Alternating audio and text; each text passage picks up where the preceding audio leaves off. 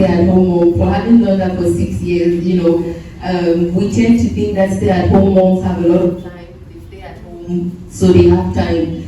But no, it's a lot of work. And I won't lie, personally, I would prefer going to the office because there I have break time.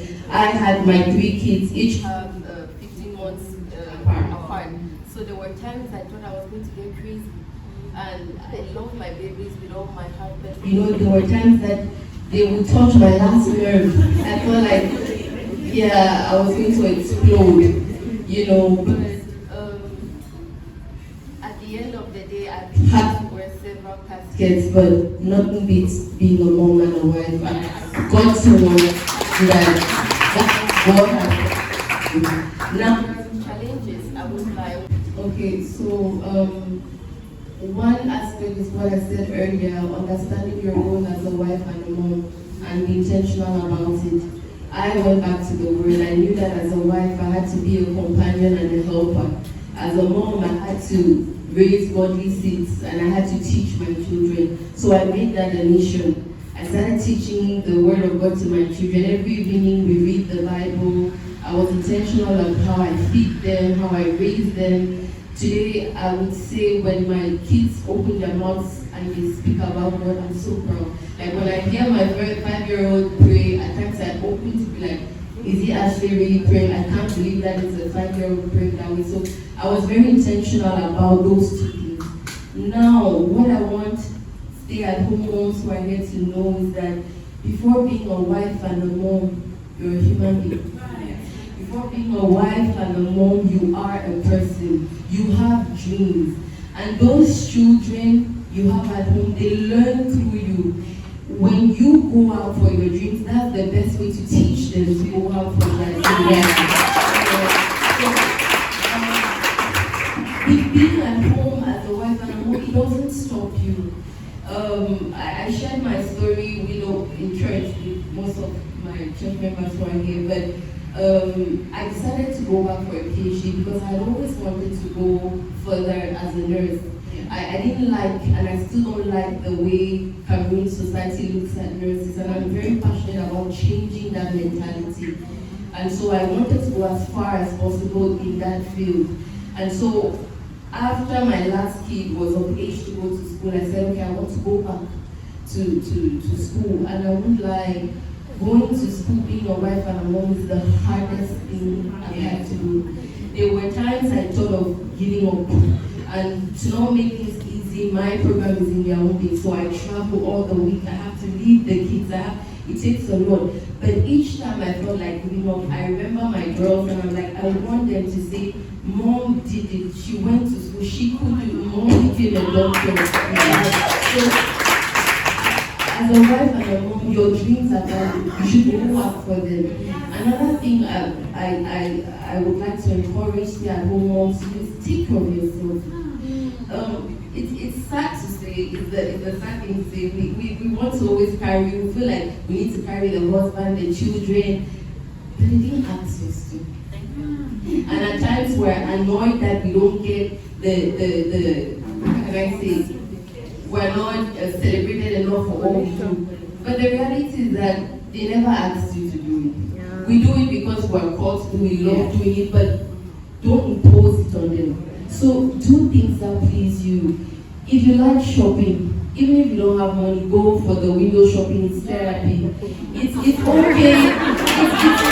It's okay to have quiet time. It's okay to have some time as a mom. And I do this at times. I lock my door, and then my kids are banging. Mom, you want to enter? And I tell them that if you enter, the mom you will see, you won't like her. Just give me some time. It's okay to leave the house and go get some fresh air. It's okay to take money and say, I'm going to buy myself a pair of shoes. I'm not encouraging you to be an irresponsible mom. But the thing is that we moms, we always think that everybody at home has to be fine before us. You can't pour from an empty cup. Right. If you're not happy, the home is not happy. So you have to take care of yourself so you can take care of the house. And the best scenario I would put is like, when you get on the plane, the air hostess, when they're giving you the instructions. They always tell you that in the incident of an air crash, wear your mask, then help the others. So if you're not okay, you can't carry your home out. Yeah, so I just think that those are some things that, as stay-at-home moms, we tend to forget. Take care of yourself. Work out. Put on makeup. Look good. Nobody said that because you're a stay-at-home mom, you have to wear covers all day. No, you have to take care of yourself. Try to go out there, because that's the other thing. As a stay-at-home mom, you don't really have a very active social life. So if you're not careful, you would be breathing the home morning, afternoon, evening, and at times it can be very depressing. I experienced that, with my husband. He was always going out, so I was at home, breathing the home, breathing the kids. And at times I used to feel resentful, because I felt like you go out, you can have conversations with your guys, you can go to your sports, but I'm breathing the kids from morning to evening. But the reality is that if I wanted to go out, he would never stop me from going out. I felt like I had to be at home. I felt like I didn't have a life anymore. I was just a mom and a wife, but you also have a life on your side. So when you embrace it that way, you even enjoy motherhood. You enjoy being a wife. Yeah, so I think it's all about redefining the role in your head. Yes, not carrying it as it is your purpose, but besides that, you have a life.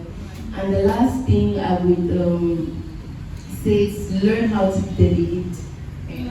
Because we moms, if you're a hands-on mom like me, I feel like if my kids' sandwich is not cut that way, they won't enjoy the bread. So I feel like if the floor is not swept that way, the house is not clean. And so we want to carry everything, whereas there are certain things that we don't have, other people can do. And I learned that lesson when I started my PhD.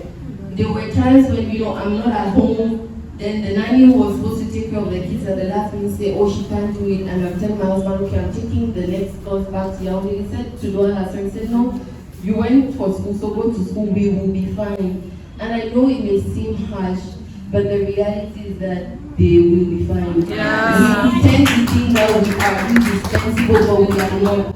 Even a mother who puts to birth and dies on that bed, that child will grow. You're not indispensable.